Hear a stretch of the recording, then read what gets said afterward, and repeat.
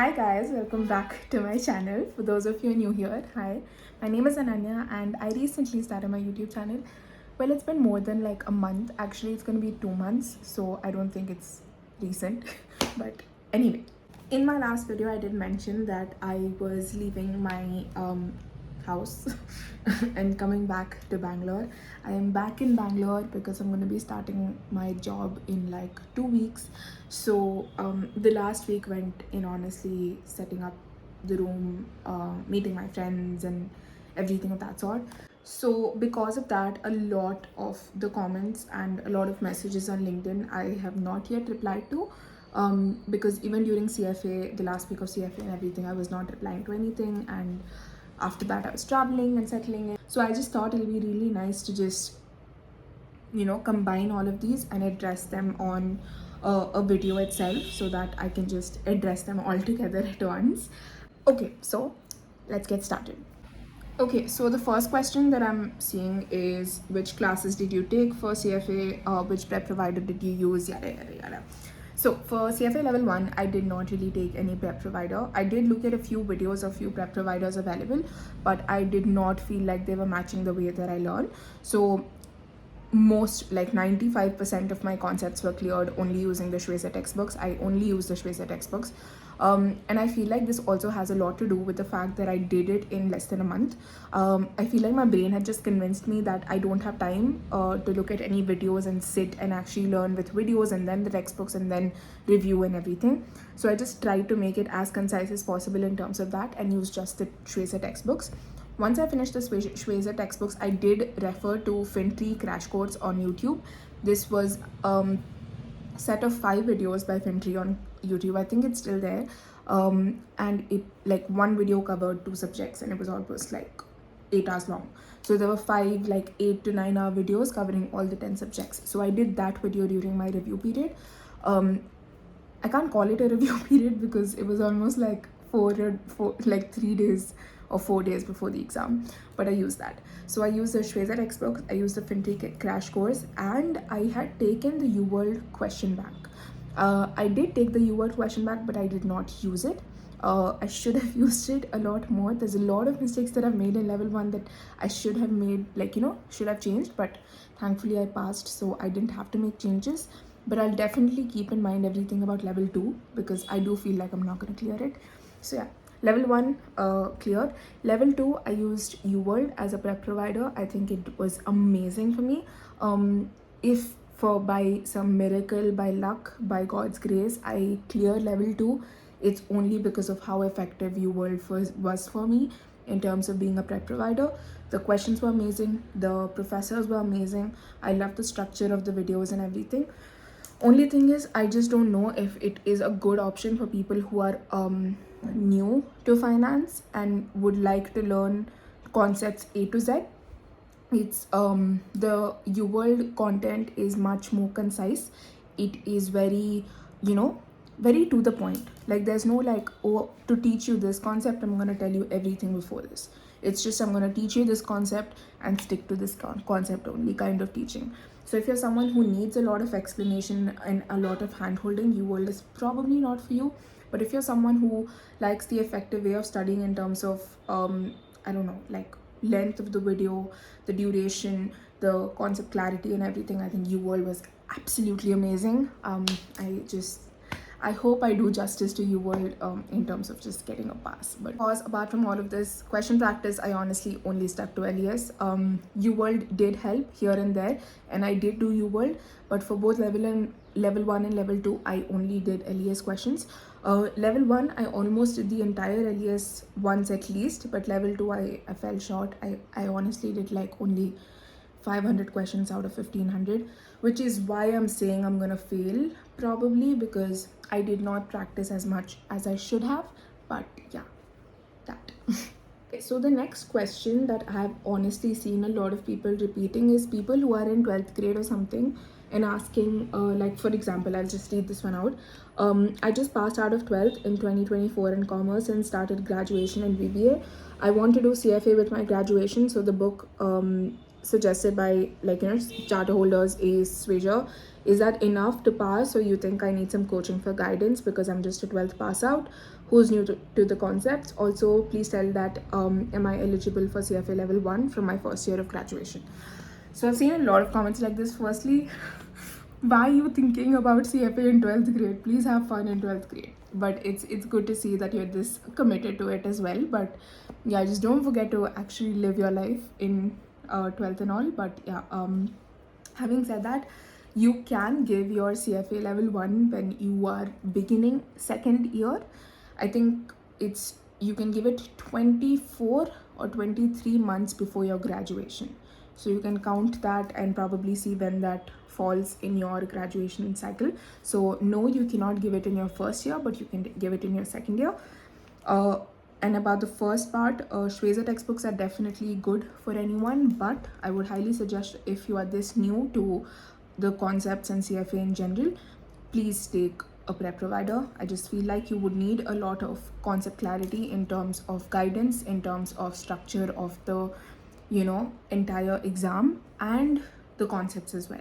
So definitely do look at prep providers who offer classes, because you probably are going to be needing it because you're this new to the industry, to the concepts and to the academics. Okay, yeah.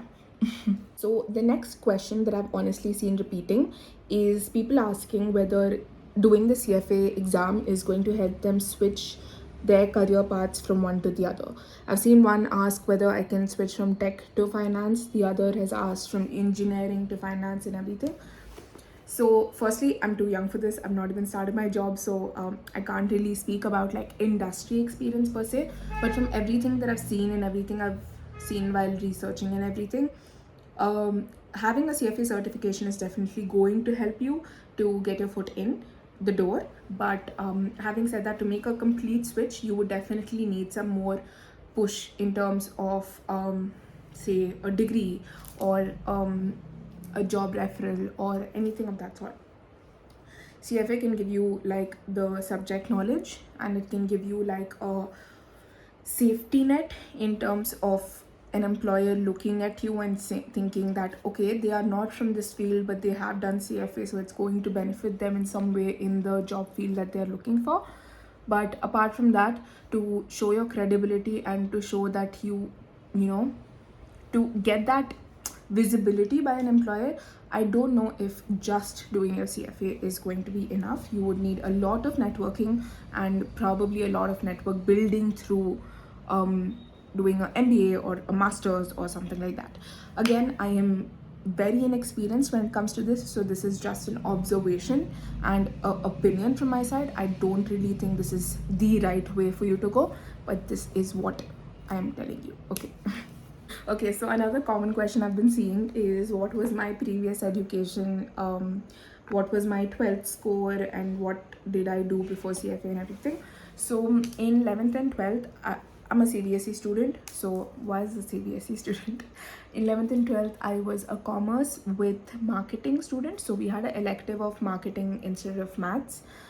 I am honestly speaking, I'm not comfortable with maths. It's not that I'm not good at it. I know with the right efforts, I can score well in maths, but I am not comfortable with it, which is very ironic because my mom is a maths teacher. So I should, I don't know. It's not always, it doesn't work like that. But yeah, marketing was an elective. So my mom wasn't really up for it. She wanted me to take maths, but I told her, listen, this is what I want to take. Marketing is what I want to take. And I cannot guarantee you 100 in maths in 12th boards, but I can probably guarantee you 100 in marketing in 12th boards.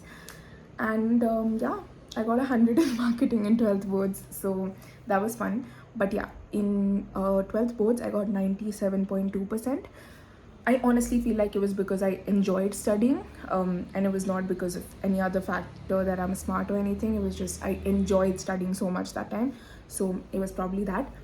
After commerce, I did my BCom specializing in international finance at Christ University, Bangalore from 2021 to 2024. That's like, I graduated like 3 months back, okay?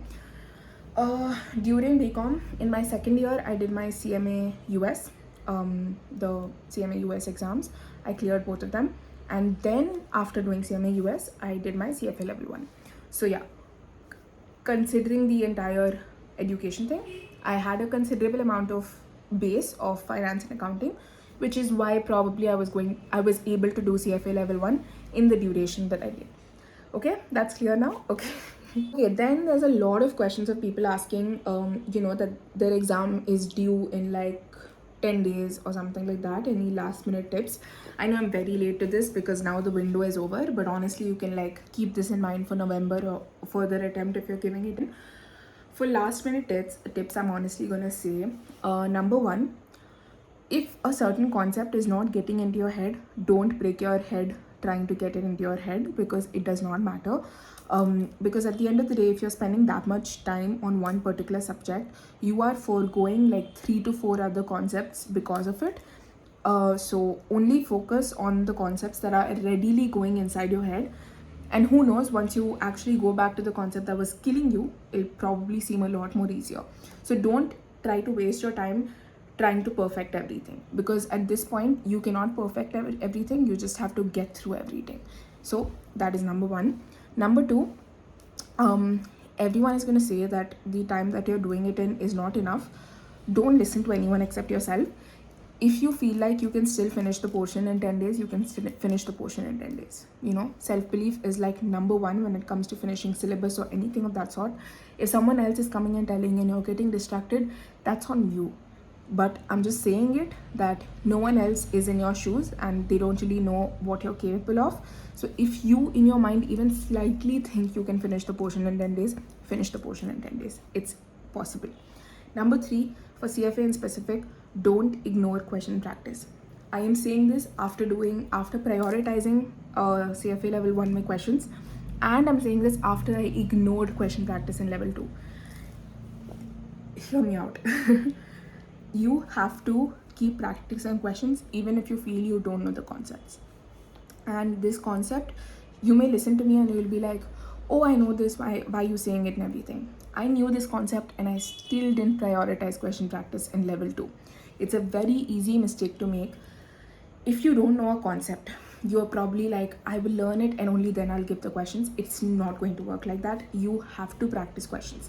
And it's more possible to learn the concept through practicing questions than to learn practicing questions after learning. Like, do you get what I'm saying? You have to practice the questions to actually know what the concept is trying to teach you. And don't ignore question practice. It's very important. And number 4, last minute, all you have to do is try to relax yourself. The number one mistake that everyone can make is become too anxious during the last minute, the last few days of the exam. And this can result in huge fatigue during the exam. You may lose sleep, you may just, forget doing things and everything. Try to be as calm as you can.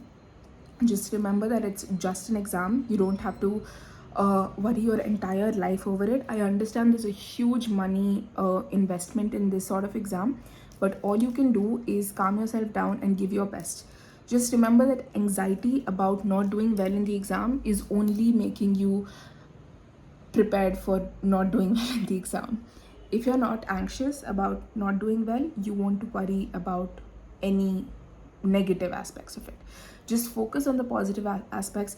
Focus on the fact that you're giving this exam. Focus on the fact that this exam is ending very, very soon, and give your best. That's it. Okay, so the next question is honestly very specific, but I've seen a lot of people struggling with ethics. I don't necessarily know how I can help with ethics per se, but in terms of tips for studying, because it's you need to understand the standard very well and try to use it with examples.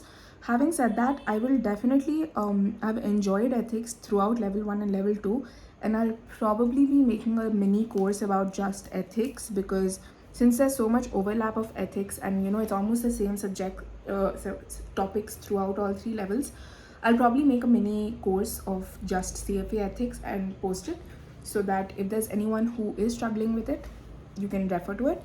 I'll probably do it in like the next few weeks or something like that, so stay tuned. Okay, I have told this, like I have answered this question in previous videos, but it's been very like constant, and that is the accuracy levels in your LES portal for your exam.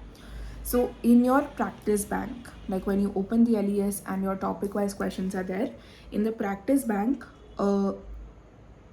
accuracy that would be comfortable is probably a 75 plus or a 80 plus. You should target for a 80 plus accuracy on your question bank or your LES.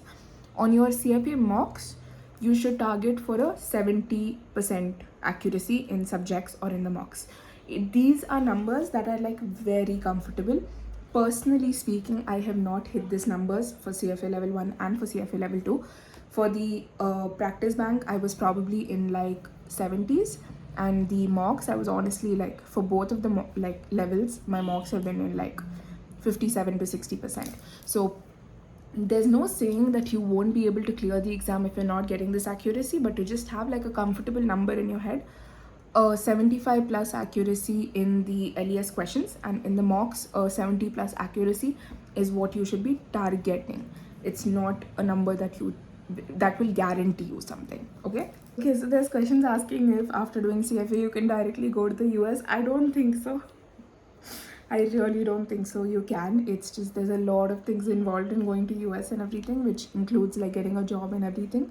So no, I don't think CFA is a course that will just automatically give you a ticket to US or something like that. It can definitely help you get a job in an MNC, which can possibly help you transfer after a few years. But no, it's not like a direct ticket. Just putting it out there because there's a lot of questions asking this, and no, it's not like a guarantee. So please don't do CFA thinking you'll go to the US after that, because it's not worth it in that sense. Do it if you like finance, do it if you want to be in this field, but don't do it because it's like a US certification and you can go to the US. Okay, yeah. And lastly, a lot of people have asked how my CFA level 2 exam went. I told this in my CFA level 2 exam not to ask me because I don't really know. I can never really judge what my performance is like. But yeah, in terms of how it went, I think it was pretty decent. I would probably give it like a 4 out of 10 in terms of the exam. My preparation was not really good. I was trying to finish portion till the very last day. I practiced only 500 out of 1500 questions on LES, which is nowhere close to what I wanted to. I did give 4 mocks, and all of the mock scores and everything are in my video about the week before CFA level 2. But yeah, it was throughout the exam, I didn't really like find a question that I was instantly aware about the answer. I had to take my time, think about the answer, and just answer, which is honestly disappointing to me because I really like the idea of just knowing what the exam is. But yeah, with the prep that I did, I think it was a dealable exam. I wouldn't have complaints if I failed, because I completely deserve to fail after the preparation that I gave. But if I do pass, it's probably because I don't know, there were a few things, and I'll definitely make a video if I do end up passing about the things I did right and things I did wrong. But in terms of how the exam went, it was decent. It was challenging in a few places. It was something that required me to definitely think about it and take my time and actually give the answer. And it was a 4 out of 10 exam experience. Yes, that was the video, guys. I am so glad that I did this because there's so many questions that I've ignored, and honestly these should sum it up. I just hope I did not miss out any, and if I did, you comment on this video and I will reply to it. And yeah, I'm gonna go now. I am so happy that you decided to click on this video, watch it. Thank you so much. Please subscribe and comment down below about any videos that you think I should be making. I'll see you next time. Bye.